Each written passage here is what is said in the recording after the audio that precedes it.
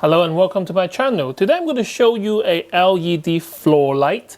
Sometimes it's called floor lamp or corner light. Basically it's a multicolor changing floor lamp. It looks really nice when it's against the wall because it gives you a nice diffuse color. It's not something new because you can buy the strip really cheap now, but I think about 20 or 30 pounds and you can get like a 5-meter strip. You can stick it on the wall or you can stick it around the house to make it like disco light. I have it around like my bike, and you can see actually I have two already, the corner lights over there next to my mirror. So I want to show you this particular one today, which I got from Amazon, and this one is $85.99. Now not all the lights are the same, so some of them have their unique feature and stuff like that, so hopefully I can show you what your money can buy. Because some of these lights, like this one here, it written DIY on it, so there is some assembly needed. Equally, there are some which doesn't need to. It's already like pre-made. You just like click them together and it will work. So hopefully in this video I will explain to you what's the difference and sometimes which one is the best for you. You make the decision how good or how bad it is. I just show you unboxing and how I will set up in my studio. This one here is supposed to be able to connect to your phone, so it's a kind of a smart version of the LED floor light. Not much in terms of price different because the other two that I reviewed before is about 70 or 80 pounds, so it's about the same price bracket. Whereas the Philips Hue can go up to like 3 digits, and sometimes they don't do the color changing like the one that I have, which is the color chasing, which I really like. I think some of the other one only do color fade. So you can choose the 16 million color transition from red, for example, from red to blue. But if you want individual segment actually change color, you need to watch out and buy the correct one. And inside this box that you need to assemble together. So you have a USB cable. This one comes in white. You have the LED strips. Let's check out the LEDs in there. So basically you have a strip of LEDs and a connector, which is kind of a 4-pin adapter. And the LEDs are quite close together. That means that you get a very even kind of a distribution of light, which is what you want. You don't want the LEDs to be far apart. A lot of the time when you want to buy, even for the one that you DIY, stick it on the wall or stick it on things, try to get the one which is LED right next to each other. So this one, the LEDs are only 1.5 centimeters apart, whereas where some of the cheaper version or the older generation ones, they are about 5 centimeters apart. Some of them 3.5, some of them 5. You want to get the LED as close as possible. So this one here is 1.5. Instruction booklet. These are the plastic diffuser. It's very important to use this because you want the lights to come out soft and evenly distribute. You will have a controller of some kind. It might not look the same, but effectively they all do the same thing. So you got an infrared sensor for the remote control. This kind of infrared sensor, you do need a direct line of sight. So if it is covered behind a sofa, sometimes it doesn't work. Sometimes it bounces off walls, but a lot of the time it just doesn't work. QR code, so you can scan it and get the apps running. And you got power button and then some mode function to change the function of the color changing as such. And if you buy from UK Amazon, most of them will come with battery already in the remote control. But a lot of time if you buy from AliExpress and stuff like that, they don't come with those lithium button batteries. So the legs go on one end and the other, and then the main lights go on the top. So this is like a L piece of metal. Okay, what else do we have here? So these two are the legs. I have done enough of it to be able to tell you what it is, because easiest ways to know is that they have those felt pad underneath to have an even surface for the floor. So those have the padding underneath. A few more of this plastic diffuser. So altogether you got 4 pieces. And then you got these tubes to make up the main body of your lights. This one here, you can see that this is how it comes from the packaging, and it already have the diffuser and the strip inside. The strips are cut And you have this end of the tube where there is a plastic connector. Now I personally don't really like this kind of light because there is a joint. I'm a bit of an OCD guy, so I don't really like to see it. But you can tell, so I got two at the back there. So you got the red one, which is like a DIY kit that you have to do it yourself. Whereas the slightly shorter one on the other side is the one with the knobbly bit that no DIY needed, just plug them together. The tube with the kind of a thread hole at the end, that will be your base, because that needs to be screwed down onto the L piece that you have right here.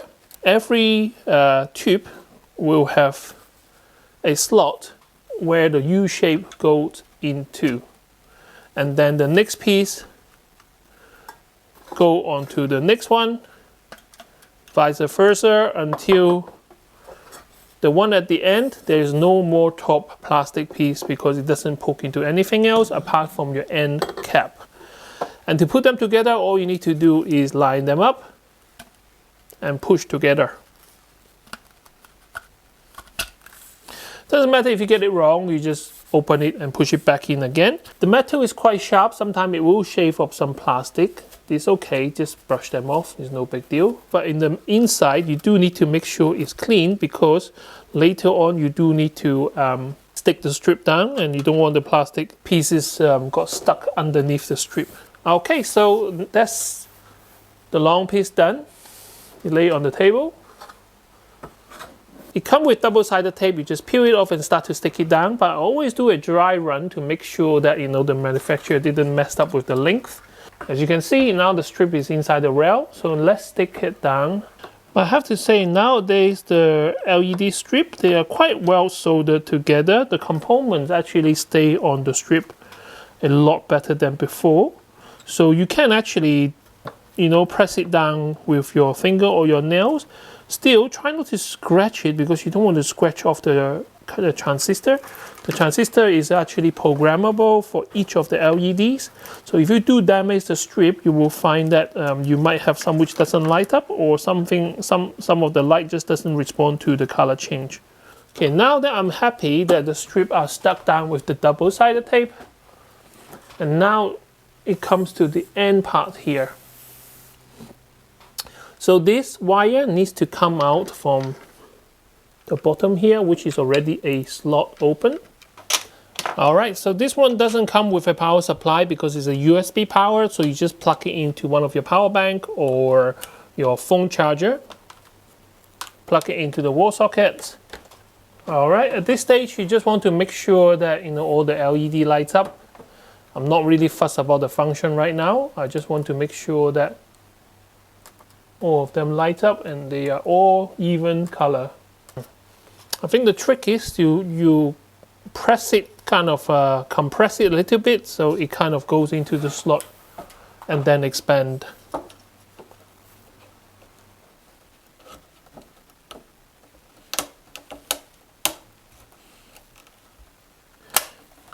Okay, once you go in one side and ones that go in, and then you just press them all down. And then it clicks into place. But like I say, if this is a bit too much for you, in terms of you don't want to get your hands dirty and want to just get it out of the box and start to work straight away, you can get the other one I showed you earlier. Okay, so now the plastic diffuser is in place and you can put the top cap on. Alright, so that's done. And then to assemble the base, all you need to do is get the L piece and start screwing it on.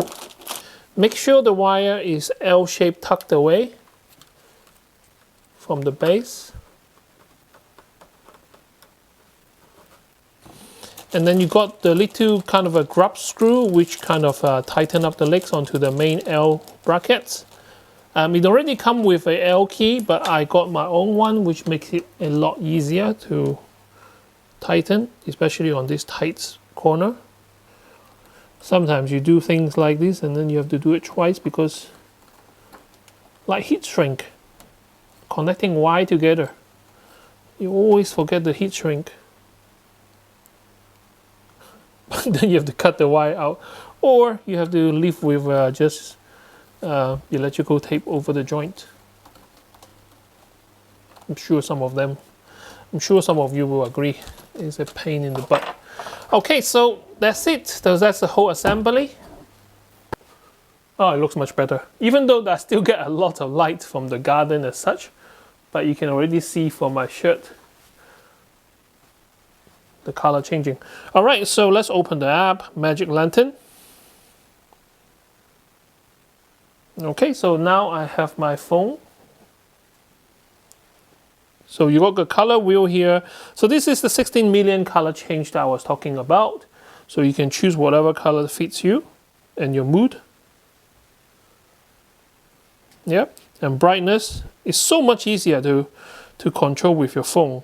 And the other thing is remote control. Sometimes they drop behind the sofa. Sometimes you lose the battery. Having a phone control is so much better. So for example, just now with the remote, it's quite limited in terms of the 6 buttons that you press.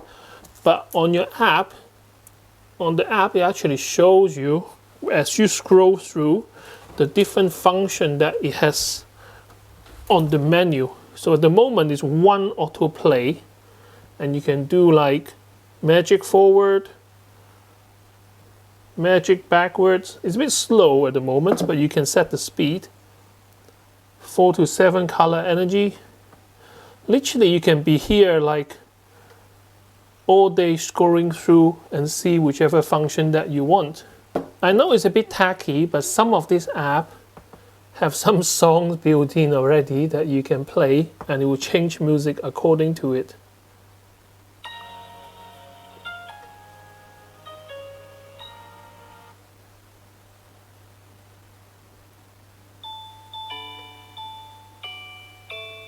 Don't want it to be demonetized.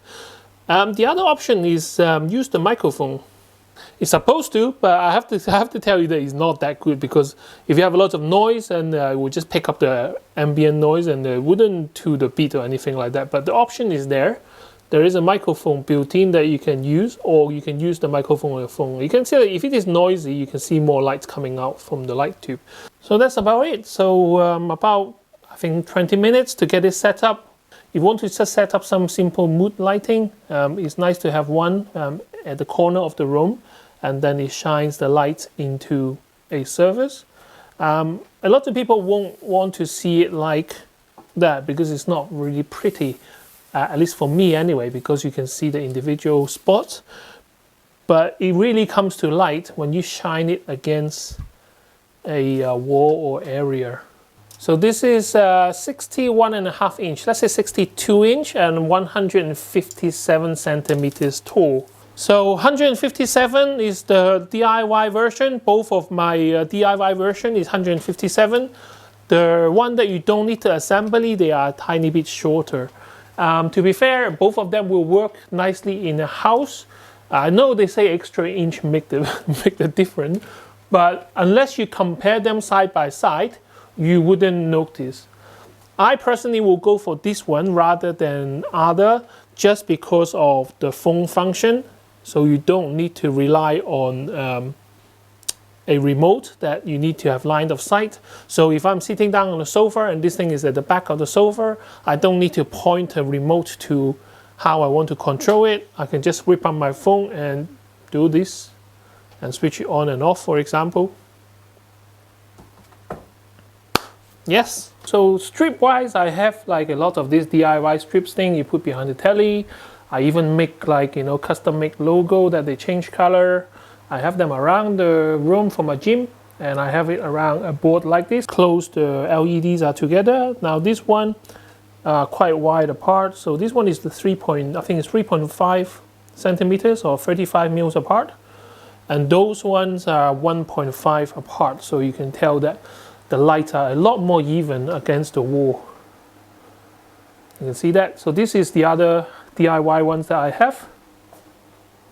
And this is the one that in this particular video.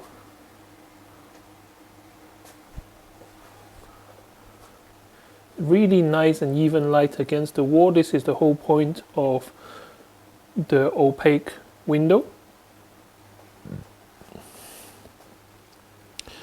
There's so many functions to choose from. You know what? The more I play with it, the more I discover, because I didn't know on the top here there's different tabs.